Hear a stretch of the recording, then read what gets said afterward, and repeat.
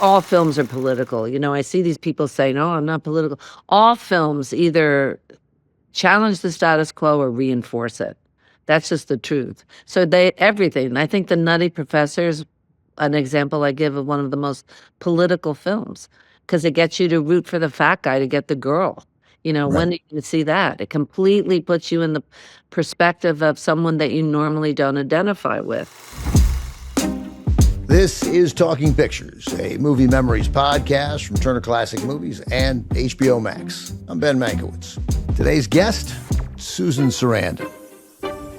When you have to cover someone's entire movie career, 56 years for Susan, into one interview, you inevitably have to make cuts. So I opened Susan Sarandon's filmography, set about making the 8 to 12 movies I'd focus on. This was last night or the night before. Anyway, the list got to 23 and I stopped in 2009. I gave up. You forget, not only is Susan talented, 5 Oscar nods, she's also consistently good. Many of her movies endure to this day: Rocky Horror Picture Show, Bull Durham, Atlantic City, and of course Thelma Louise, which turns 35 this year. She won her Oscar for Dead Man Walking, directed by her then partner, Tim Robbins. Her latest film, The Accompanist, recently debuted at the Tribeca Film Festival. She's already working on her next movie, and she was at Coachella not long ago, playing the role of an older Sabrina Carpenter in a live scene broadcast to the audience during Sabrina Carpenter's set. And I didn't ask her about that because we ran out of time. Here's my conversation with Susan Sarandon. Susan Sarandon, great to talk to you. Thanks for doing this. My pleasure. So many places I want to talk about, so many things I want to talk about. I want to say first, because I watched it late last night, not what you think I'm going to say. I love Oscar acceptance speeches. I like them when they're not good. I like them when they're good. Yours was outstanding. Was it? Really? I my God, actually, so great. sometimes I vote for things just to get that acceptance speech. Oh, because you know the person will deliver. No, I'm thinking, okay, these people, all their performances were fantastic. This is crazy, peaches and oranges and what. How can you even compare them? So who's going to give the best speech? Who will be the most emotional? Who's the most grateful? What are we going to get with this speech? What will it mean if this person wins? I think that a lot of people vote that way at the Academy because, it's such a difficult process. I don't have no idea what I said, actually, because I was so traumatized by getting up. Although Larry Fishburne was sitting behind me, and he said, "If you don't win it this time, we're burning the place down," which I appreciated. And I thought, yeah, finally I get to show the bottom half of my dress. But, I nominated, that was my 5th nomination, which is nothing compared to some people. But when you're sitting there, and by now your blood sugar is so low because you're at the very end of the program, you're thinking, which is worse, just trying to be happy for the other person when you don't win, or having to actually get up there and try to remember to thank everybody. Sister Helen was there, much to my mother's dismay because she wanted to be there. But I invited Sister Helen. My mother had already been invited, come another time. So she was there, which was nice, and it was such a wild card to win for that. But I have no recollection of my speech.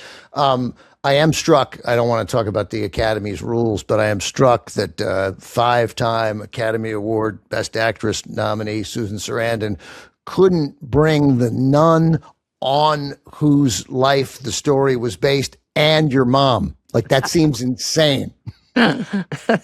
Yeah, you would think. I don't know. My mom had come with me. I think the Thelma Louise nomination, because Ridley was there and she was very mad that he wasn't talking to her more. She didn't understand what Ridley's about.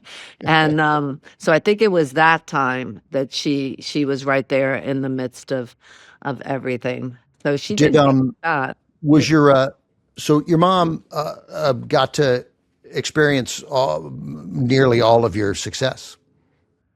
Yeah, I think she had mixed feelings about some of it because she gave a lot of interviews. She lived in Florida. She was a raging Republican And so there was a lot of weaponizing of my mother. Uh, Oh, of being like your mother can't understand what her daughter's saying, that kind of stuff. Yeah, Yeah. going to her house and interviewing her and saying, "How can this be?" Really setting her up. And then what's his name flew her here to do his show, unbeknownst to me. What was his name? Bill Oh, O'Reilly. Riley. Yeah. Very right wing, right? And Sure. Yeah. brought her in as kind of the clickbait commercial, and he did interview her. She didn't tell me when she was coming, and she had such a crush on Bill O'Reilly. Right. Anyway, and then he did this whole piece getting my mom to be there, kind of getting everyone to watch. He did a kind of retrospective of all my communist activities or something. And then with a voiceover, with a really horrible voiceover explaining how horrible I was. And in one of them, I someone showed it to me later because obviously I wasn't watching Bill O'Reilly's show. And then one of them, I'm like screaming and I'm thinking, where was that? That was insane. And then I freeze it and I look and I see, oh, there's one of my sons on one side, one on the other side. We're at the Garden at a hockey game. Can't believe you would scream at a hockey game. What kind of person goes to a hockey game and screams? Communist, right? I don't know. Yeah, But yeah. So you know who did that? Trotsky. Leon Trotsky was always screaming at hockey games, Susan. So that's the kind of journalism that we were dealing with at that point. But yeah, she was very happy to be flown into New York by Bill O'Reilly.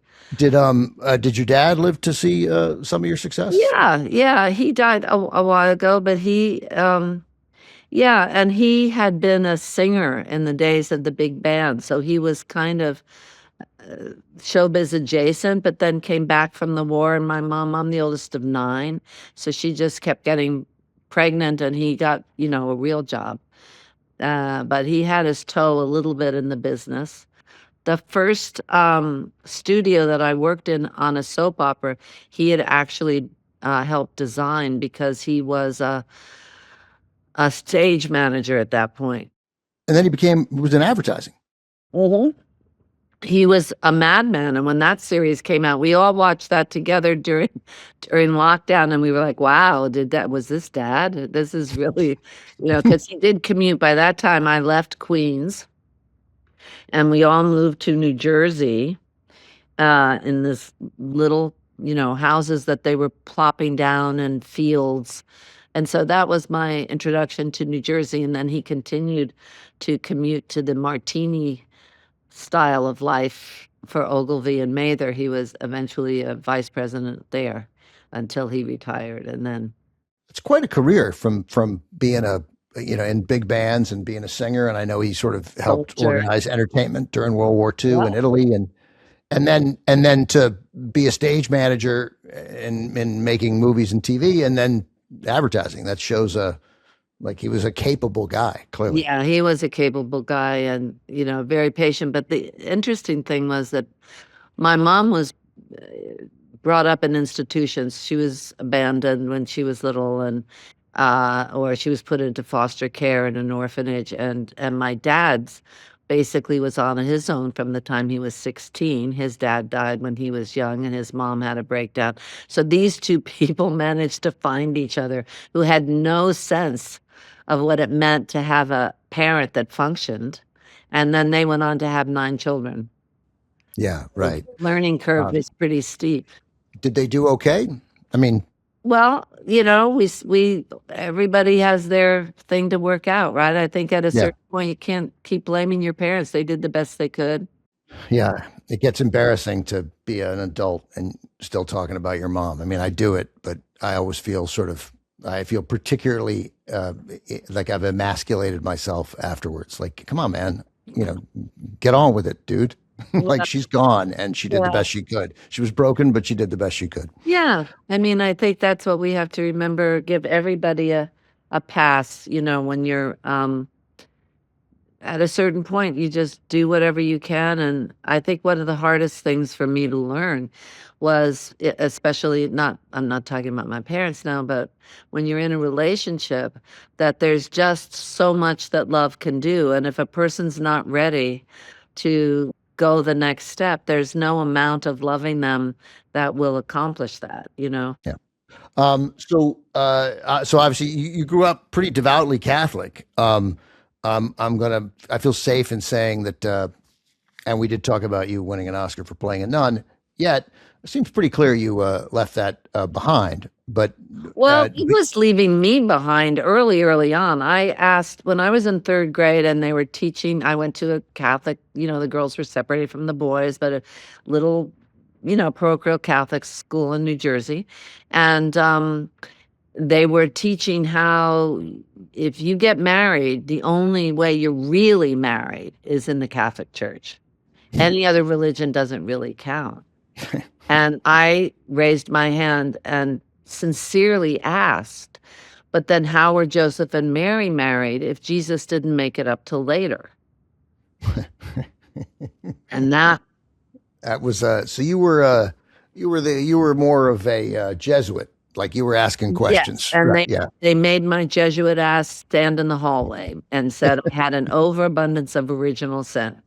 So I think the church was kind of separating from me before I even knew to separate. But then I went to a public high school, 500 in my class, and that was an eye opener in many, many ways, and I met the first Jewish kids that I had ever met, and none of them was apologetic for killing Christ. Yeah, I know. So Yeah, we were taught that from an early age, Susan. that was a rude awakening, and and the beginning of all of my conditioning cracking even further. But then I did go to the Catholic University of America, got my degree there.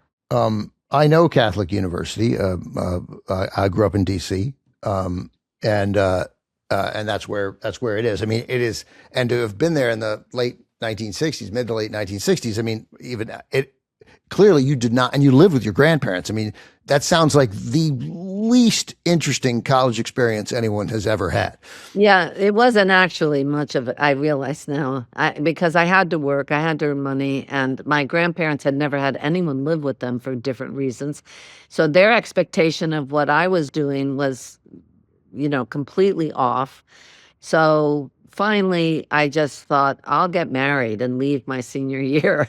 And that's what happened because I couldn't have gone to live with Chris Sarandon at that time. He was a graduate student. He was 6 years older and basically saved my life. But so I left right before my senior year so we could live together near Catholic University. And that's how I got that last name. So you were, well, first of all, I was just thinking this, when you're writing, whether you're writing a movie or a novel or just a news story, I used to be a reporter, and, alliteration is not your friend. It's hacky. But alliteration in a name is underrated, right? And Susan Sarandon is a great name. If nothing else, and I know he gave you a lot more, but if nothing else, Chris Sarandon gave you a great name. Absolutely. And, the first time I stayed at the Plaza and they put your SS on your, they put your initials on your pillow, which just blew me away that they had embroidered my initials on this pillow. But then I thought, well, maybe it's meant for Sharon Stone or Sylvester Stallone. I'm not the only SS. Maybe they already had stockpiled a few. Right, totally. Double right, S but it's there. It's it also was something where my parents weren't so sure they wanted to be connected with me at that point. So I also felt like, okay, this is if it's a catastrophe, it's not going to bring them down. So were you headed in a direction of becoming an actor? No, solely because you met Chris and he got you interested into that, or is that not even right? No, I never, the Catholic University for an undergraduate program is not like Juilliard or one of these schools where you're encouraged to act. I was told my voice wasn't right for stage, and they were mostly a Shakespearean. Chris Sarandon had the leads in every, he was Romeo, he was, every Shakespearean thing that they were doing. And I was just happy to be out of New Jersey and reading stuff. And, Chris Sarandon, who at that point was, as I said, older, he just kind of showed me black and white films and all of the, it just opened my eyes to all kinds of things. So still, it's crazy though, then how you go from being, you're Chris's wife and you're helping him. He's auditioning for stuff. You guys moved to New York. How you get cast in this 1970 movie that I've always liked a lot, Joe. It's a very strange movie, but Yeah. you weren't even looking for work and you get cast in this movie. Yeah, I always see my life as being very lucky. Even the downtimes, I feel like the world conspires to teach me a lesson that will then bring me forward. So Chris was doing a play at the theater, not only what's the one that's in near Yale. Um, anyway, at the regional theater, and someone saw him in it, and they said, "Would you come uh, and audition?" And so he was going to do a monologue, but he was going to do also something with another person. And he said, "Why don't we do it together?" So we did it together. And they said, this woman, Jane Oliver, who was a manager of Sylvester Stallone at the time. She only represented people whose initials were SS. That was her thing. That's right. Yeah. Obviously shopping for another SS. That's right. And she said he was supposed to go off to do summer theater. And she said, "Well, look, why don't you both come in when you're finished your obligation." And so that's what we did. He did the summer stock he was doing, and then we drove, and it was a teeny car, and we had all our possessions in this teeny car. So obviously we were traveling pretty light. And we found an apartment, and he immediately got into a musical called The Rothschilds on Broadway.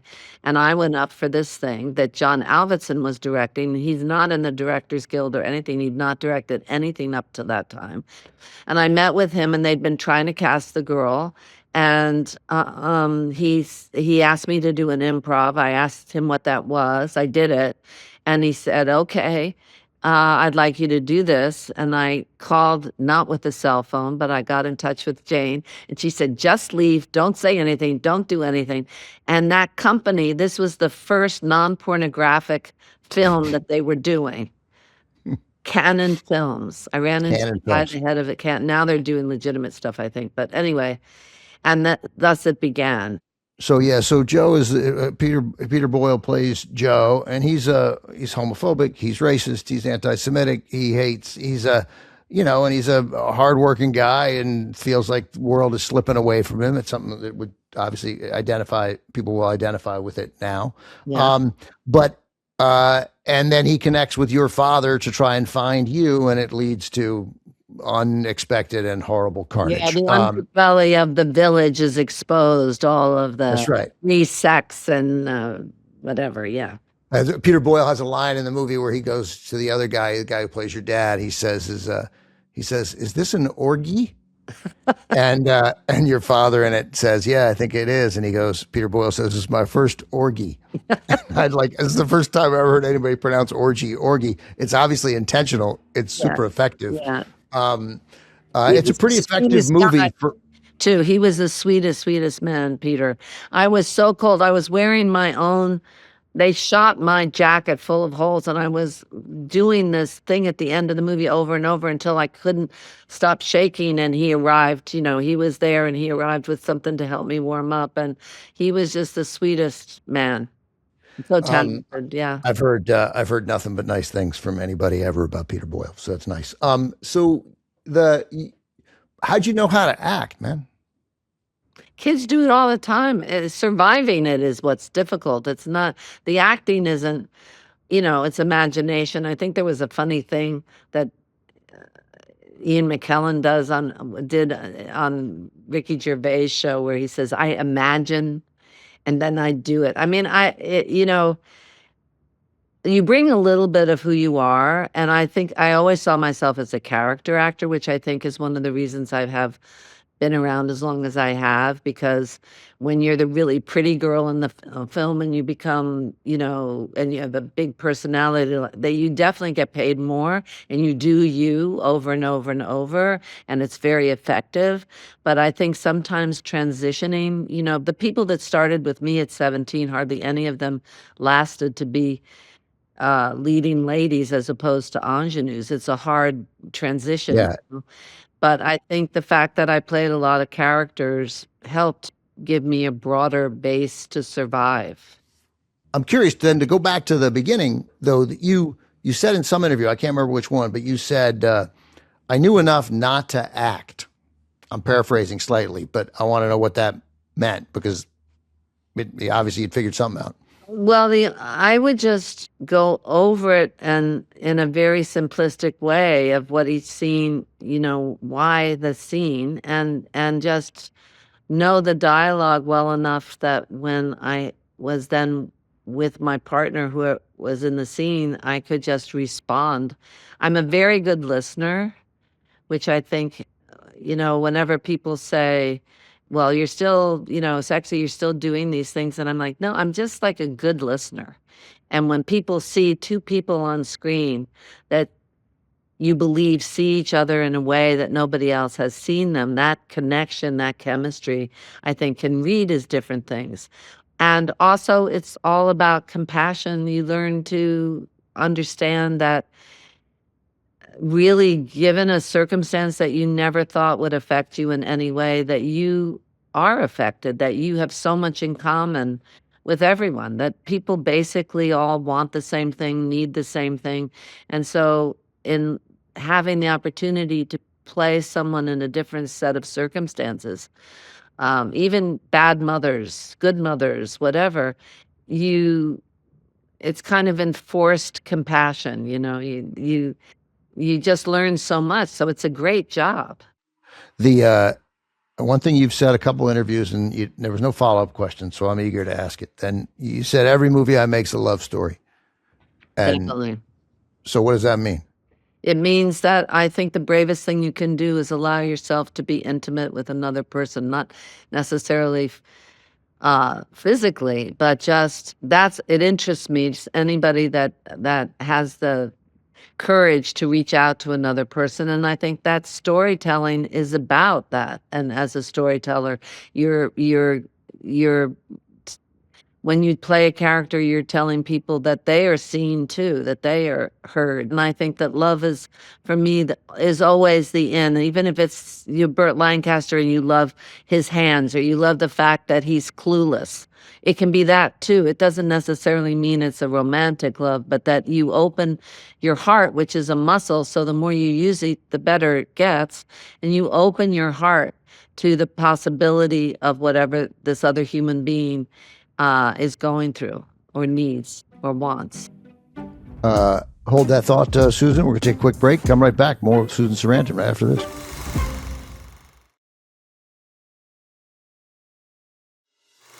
Well, you mentioned Burt Lancaster talking about Atlantic City, and you mentioned his hands, which is interesting. He had lovely hands, big hands, soft hands.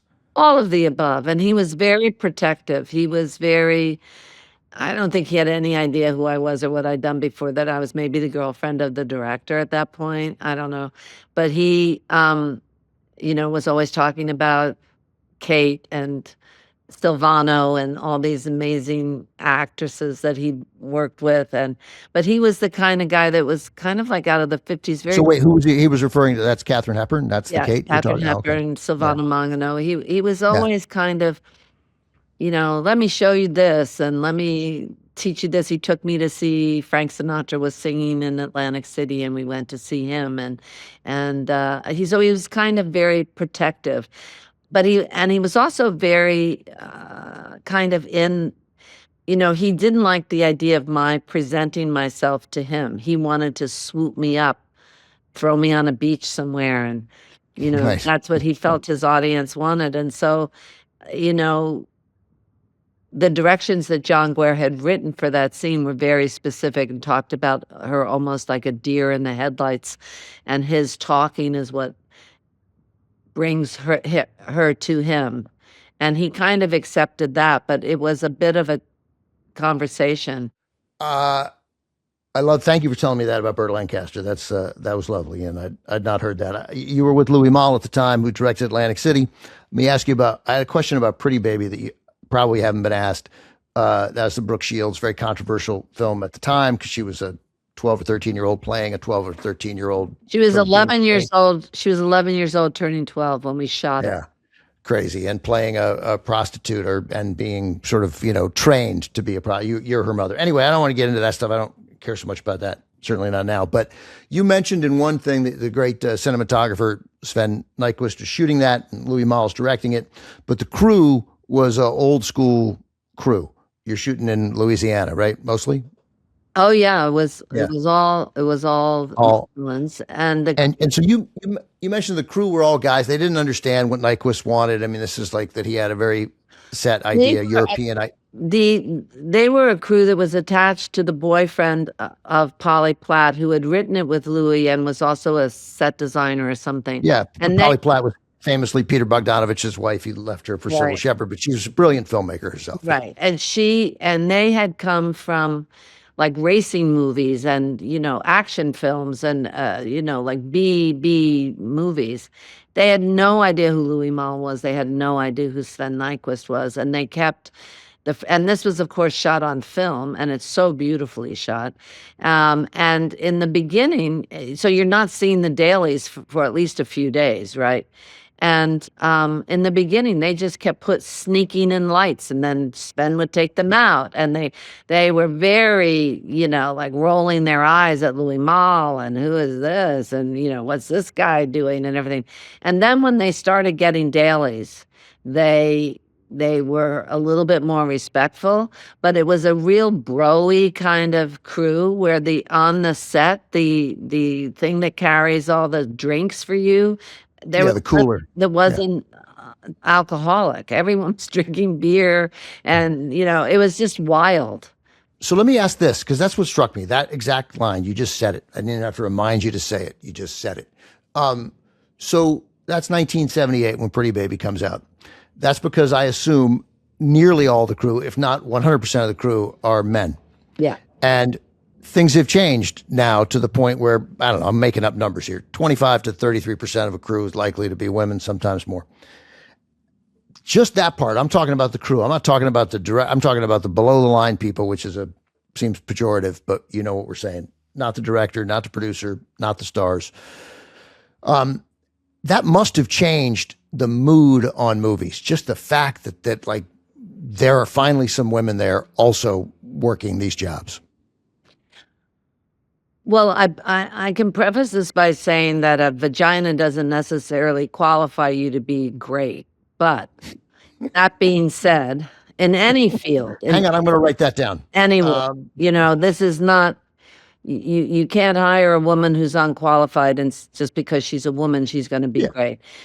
So there are pitfalls to quotients, but I do have to say that a team, if I'm going to generalize, I would say that when there's a problem, women go to fix it. Guys go to figure out whose fault it is.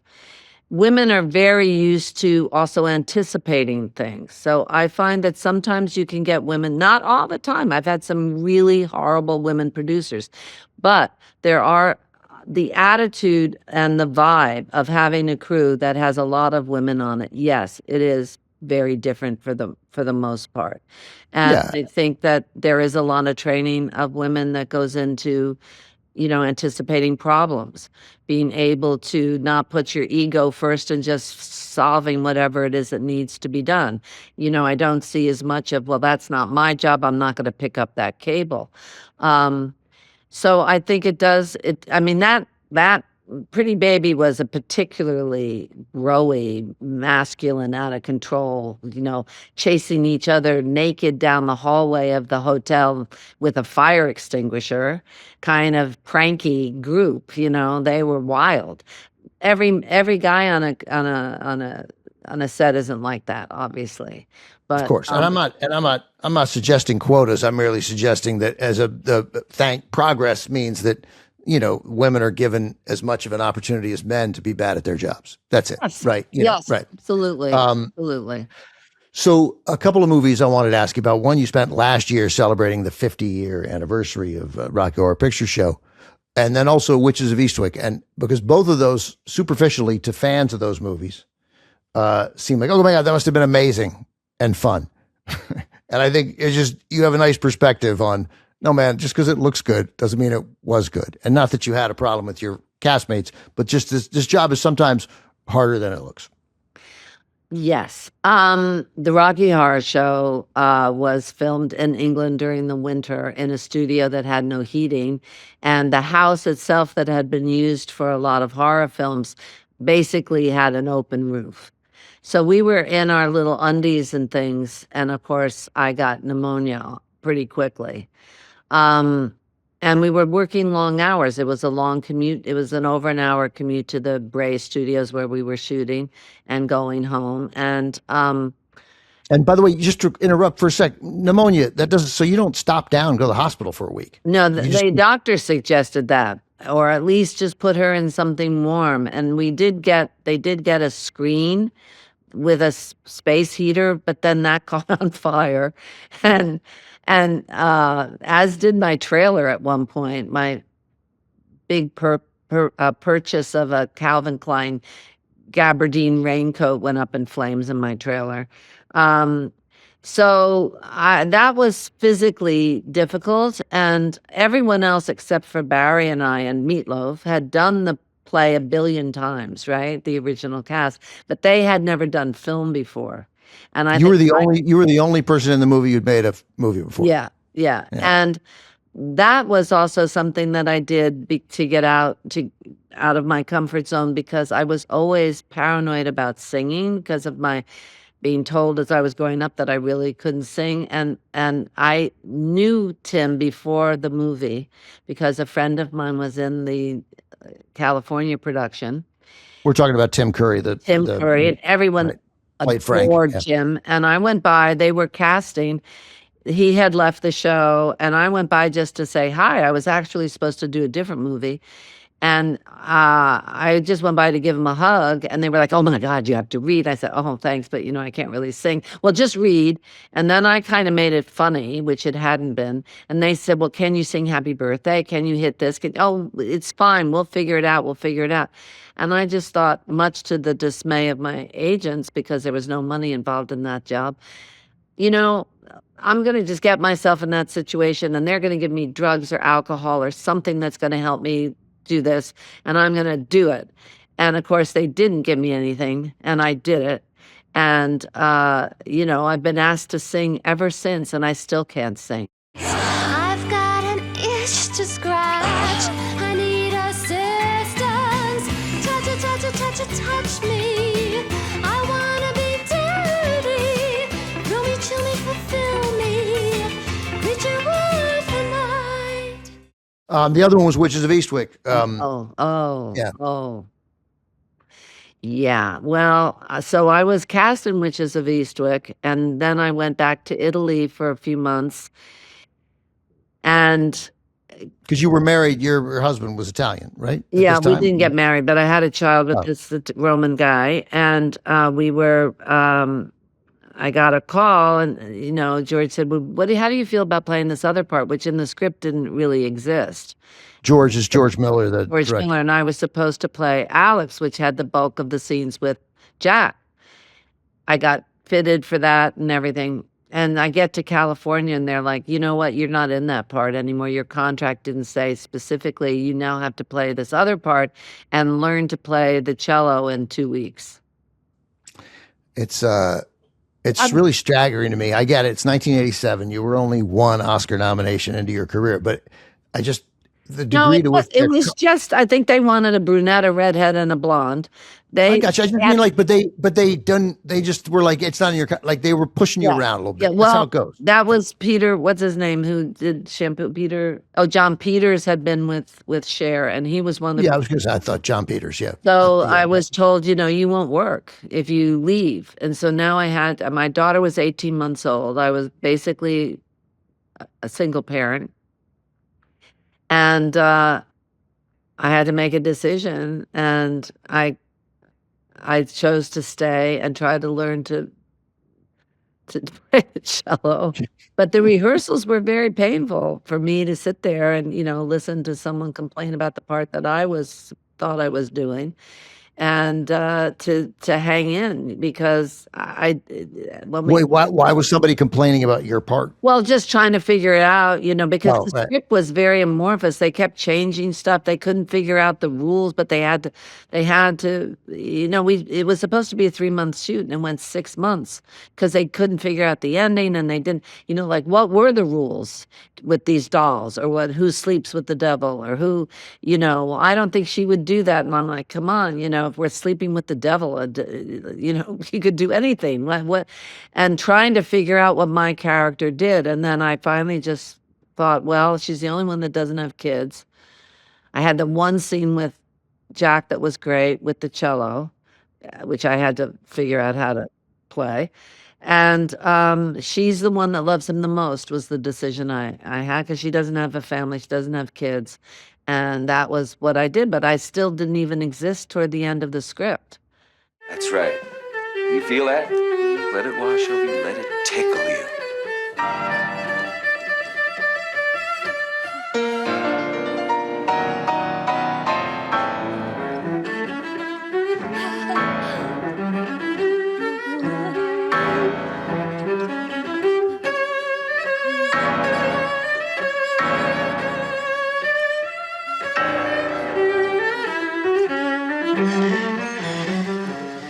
Susan, I have to say, you have a very, I think, healthy cynicism about the film business.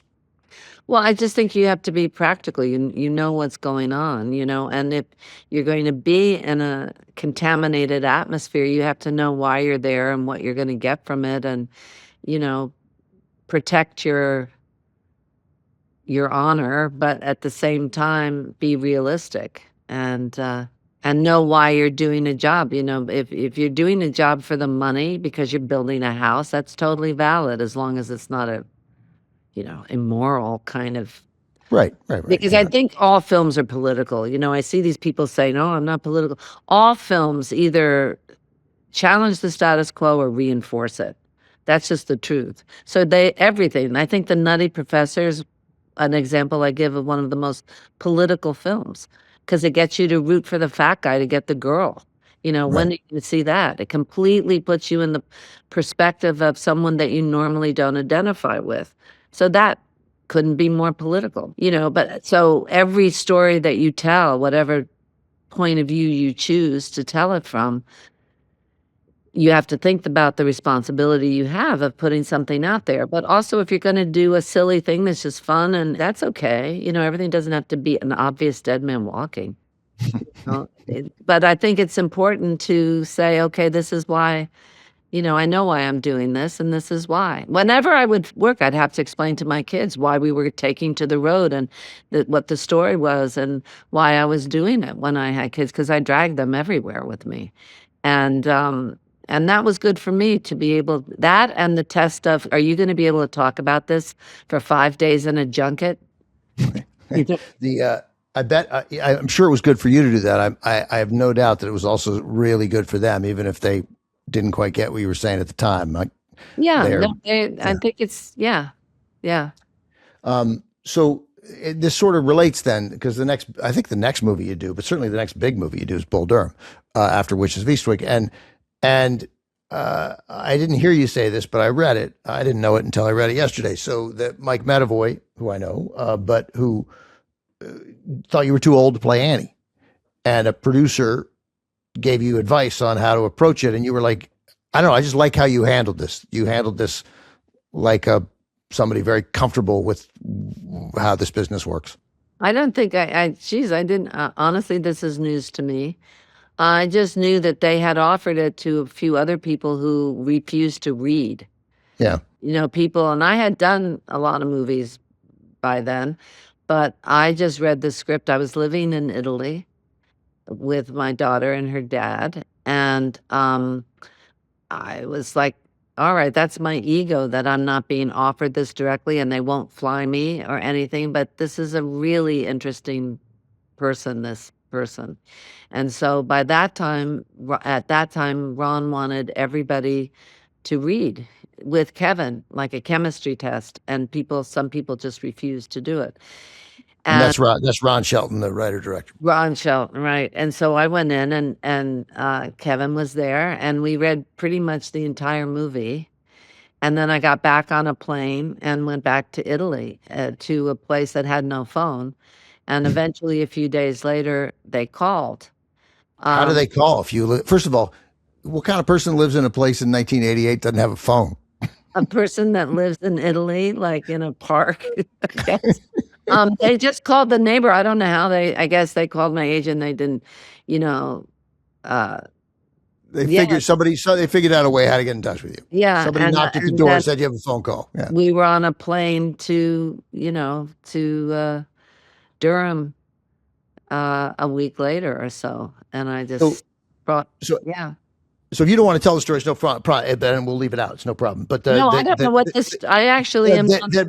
some producer, one of the producers said, just wear something tight and because Mike Madavoy thought you were too old. Just like, and it just strikes me as like, there's a lot of ways to react to that, a lot of ways that are acceptable to react to it. And one of them is to be like, yeah, I get it. This is stupid. But if it gets me the part that I totally got that. And I did wear something, a red and white striped dress. And I showed up, did my bit, left, and went by the studio on the way, also in my tight dress. I totally did. Most of these banker minds don't have much imagination. So you can't, walk in. You have to explain to them that it's fine. when I so I you I think that was, probably of my own volition. I don't think anyone had to tell me to do that, but I did do that. I take right it. you got that was what it might be necessary. So did you guys know? It sounds like you did. Like you were upset that you weren't offered Bull Durham, or at least a chance to. So its success didn't come out of the blue for you. You thought, oh, this is special. I like this. I just love the script, and when I Yes, met, I mean, no, it was a very interesting romance because she holds her own, and also I hate sports movies where the woman is asking the guy to give up his dream. right. I Yeah. didn't, and this one was so great. Now, obviously, Kevin was really hot. Well, in more than one way, but was very hot at the moment, which is how he had the power to get Ron to direct it. Because he was a first-time director, even though he'd written this amazing script that he'd lived. He had written other popular or interesting movies, but he'd never directed. And so it was Kevin who went to bat for me and for Ron and for Tim. I mean, it's like pheromones. You get 3 ants together, they can't do dick. You get 300 million of them, they can build a cathedral.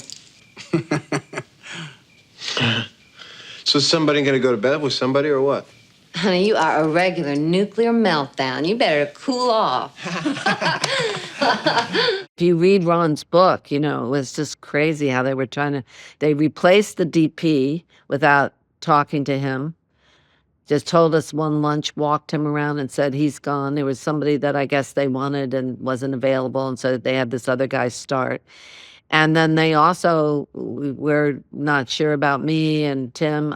You read his book, you can see how, a lot of it, he didn't have control over the situation. And it was Kevin, God bless him, who really stood up for the film and was so great in it. And also Tim is, everybody knew their place. And when the scene was somebody else's, they generously gave it to the other person. There was not that kind of competitiveness that I have seen where the insecurity of another lead, they're vying for power. This wasn't like that. Kevin had the power in that situation, and he was so generous, and everybody worked as a unit, so it was great. And Ron was, of course, fantastic. Yeah. Well, it's a seminal movie, and your performance is amazing. Twice, Kevin stood up for Tim Robbins. The first dailies that they saw of Tim was this great scene, one of the greatest. I'm a huge sports fan, huge baseball fan, and just one of these. It's just a beautiful scene where he comes back from a road trip, he's tired. You're teaching him how to pitch, and he's tired. He just wants to have sex, but he's mostly just exhausted. and he plays it exhausted. That's obviously what he's supposed to do. And that's the first thing they see of him. And they think, well, this guy is clearly, he's got no spark. He's got no life. And Ron insisted, but all of Ron's insisting doesn't work if Kevin doesn't have his back. Well, I've heard of people when you sit around for the table read where they want to fire someone because at the table read it wasn't dramatic enough or something because they don't understand the process of what the table read is about. And the producer will say, I think we got to get rid of him. He's too low key. So do you ever think like, so there's the randomness to that. Tim could have either lost the part or got fired after that first thing. And then you don't meet really. And there's two human beings that get created out of that. Like life is so random. I know it's crazy. Maybe there is a plan. We don't know. One final quick break with Susan Sarandon. We'll come back with the Super 8. Stick around.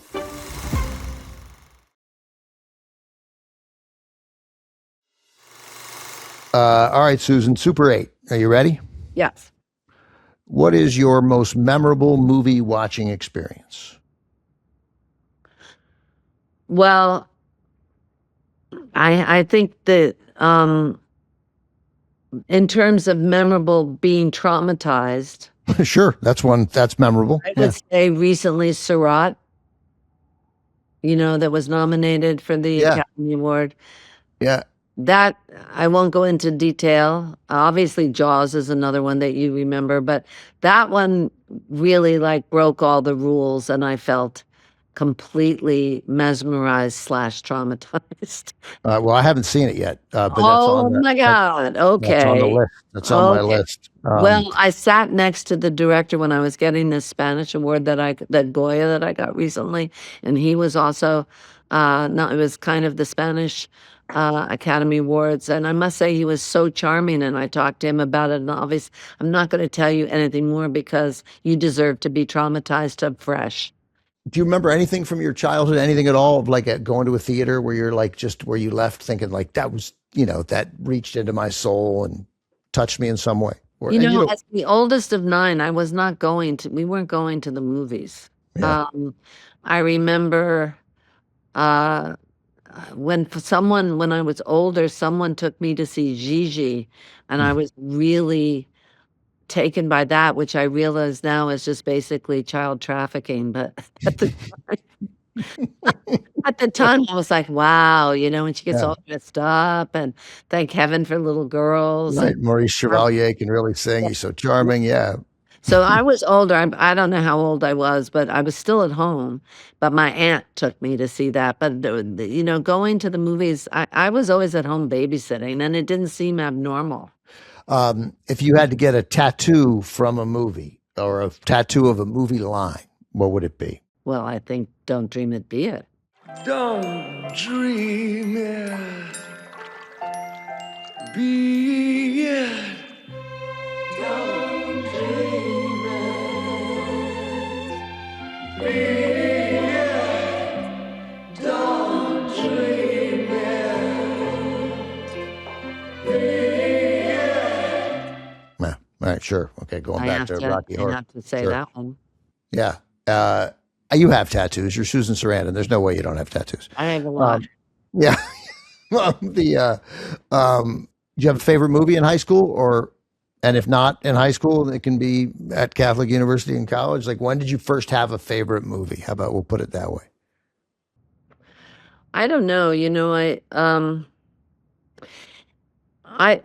I landed on Afterlife in 1998, so that was much later, the Japanese film, which is just one of my all-time soulful, beautiful films. If you haven't seen that, you should see that. I have. Yeah. remember. Have you seen it? Mhm. That meant a lot to me. I don't know. Again, when COVID was happening and we were locked down, was the first time I hadn't worked in my life. I realized when I was home that always I had a job or I was taking care of kids or my family, that I've never really had a downtime. That was a big revelation to me. I basically need to have my childhood now, I think. So I might work on that in this last phase of my life.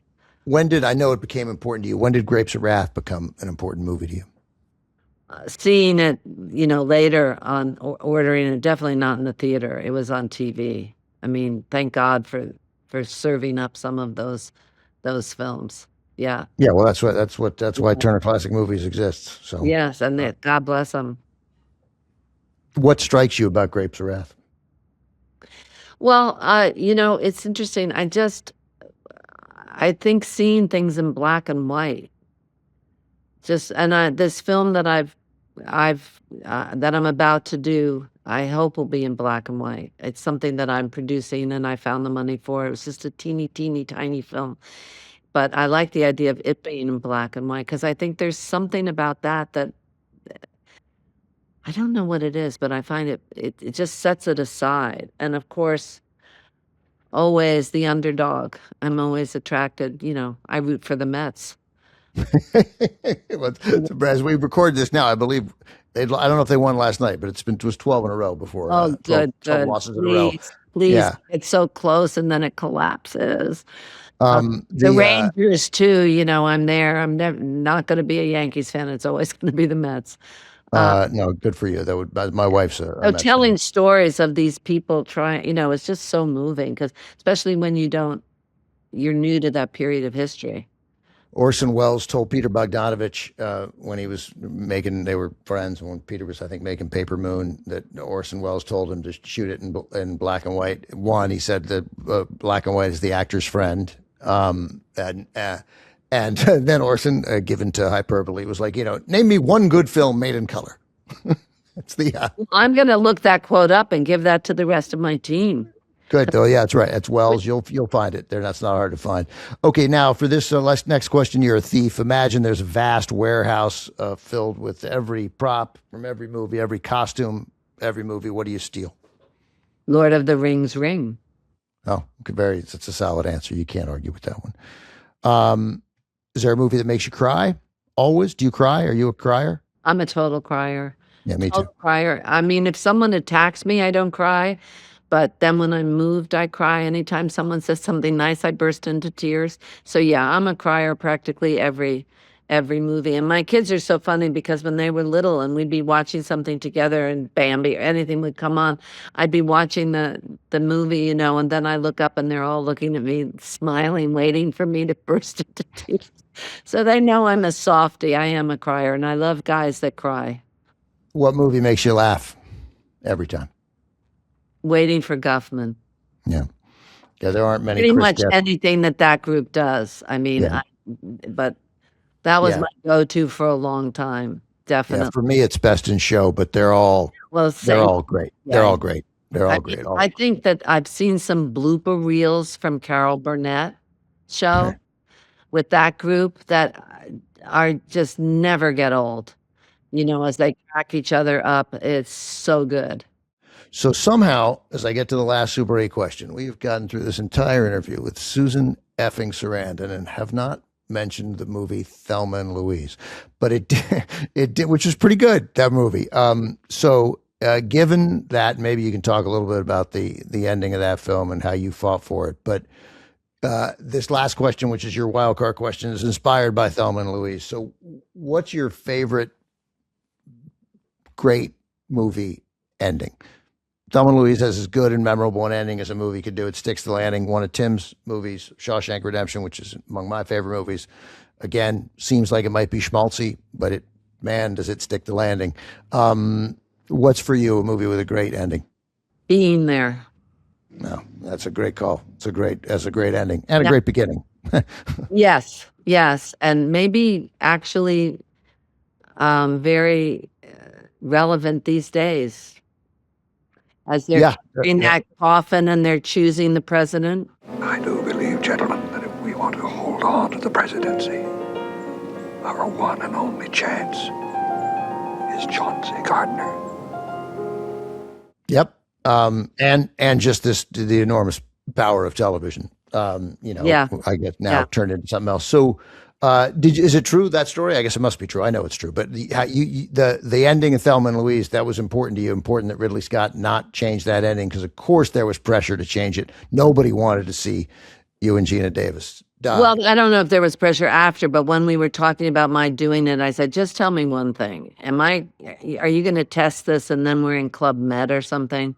Because I have to know how I'm, getting to the point of where you throw yourself off, where that seems like a good idea, and the romanticized Jules and Jim or Sundance Kids, or, in that genre, and he said, well, I know you're going to go over. I'm not sure if you'll kick her out of the car. And I think by the time we got to the end, after all the script changes that happened, and it was shot at the very end of the shoot, that we'd earned going over together. And we had like one take. It was magic hour, of course, and they were shooting helicopters and cop cars all day.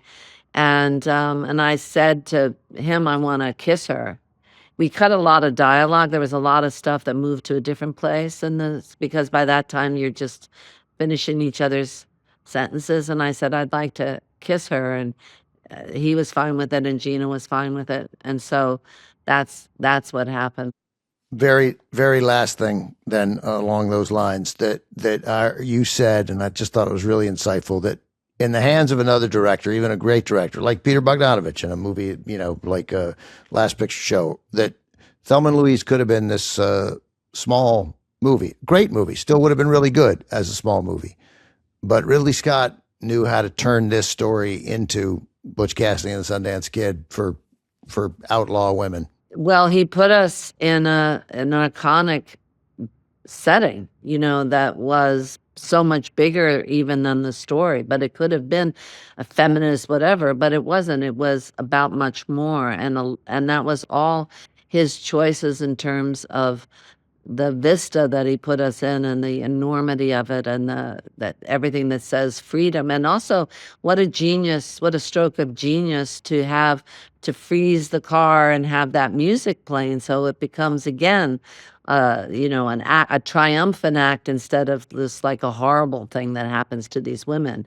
And just like they froze Butch Cassidy and the Sundance Kid, as they're going off the cliff, or Jules and Jim, so that Right. I thought that he just did an excellent job of selling that ending as something that you feel a release and not just distraught that they've done it. It goes into more of an iconic, symbolic kind of act, as opposed to seeing the car crumple at the bottom, where it still is, by the way. They never Is that got right? the car out. Yeah. Yeah, wow. That the one that actually they emptied, they took the engine out. We had, I think, 7 cars. We were both devastated that we didn't get one at the end, but one of them caught fire. The one that went off was emptied of its, because they basically slingshotted it off the cliff. That's how. Is that right? No, Yeah. that's a And I don't wanna ruin your day, but we were not in it. That's again, that's the magic of movies. Well, there are only 38 movies left that you've made that I want to talk to you about, but we're out of time. Thanks for taking the time to chat with us. Appreciate it. pleasure. We'll do it next time with maybe this little one that I'm putting together. See how that turns out. I look forward to seeing it. If you're making it, I'm into it. Thanks. You. My interview with Susan didn't last much longer than what you just heard. We talked for 80 minutes tops. Turns out, though, that was 80 minutes I didn't use to ask Susan Sarandon about working with Jack Lemmon or Walter Matthau or Billy Wilder. I mean, I work for Turner Classic Movies and I don't ask her about Billy Wilder. Come on, man. Susan played Jack Lemmon's fiance in the 1974 remake of The Front Page from director Billy Wilder. Truth is, we just ran out of time. What is this? A student prince? We're working against the deadline. So are we. I didn't ask her about The Client or Bob Roberts or Stepmom or Light Sleeper, which Paul Schrader directed, or Feud, the TV series where she played Betty Davis, or The Hunger with David Bowie, or Tempest with Paul Mazursky directing John Cassavetes. Anyway, there are so many worthy Susan Sarandon movies. A character actress who's also a movie star. It's like a female Jeff Bridges. He'd be great on the podcast, by the way. We should probably call someone. James Kim is the showrunner of Talking Pictures. The managing editor is Darby Maloney. Video editor is Andrew David Lewis. Dory Stegman is our talent producer. Additional talent booking by Noea Murphy. Glenn Matullo mixes every episode. Set design by Raphael Laurier and Leanne Reagan-Barnes. Angela Carone is our director of podcasts at TCM. Team at HBO Max Podcasts, that's executive producer Michael Gluckstad, senior producer Allison Cohen-Sirokach, and producer Kenya Reyes. The HBO Max Concept and Design Studio, Marta Duarte Diaz, Karen Guan, and Kendall Thomas. Production support from Jaco Friedman, Liz Winter, John Renault, and Kristen Hassel, and special thanks to Julie Baton. That's our show. You can watch this podcast on HBO Max and YouTube, as well as listen to it wherever it is you listen to podcasts. I'm Ben Mankiewicz. See you next time.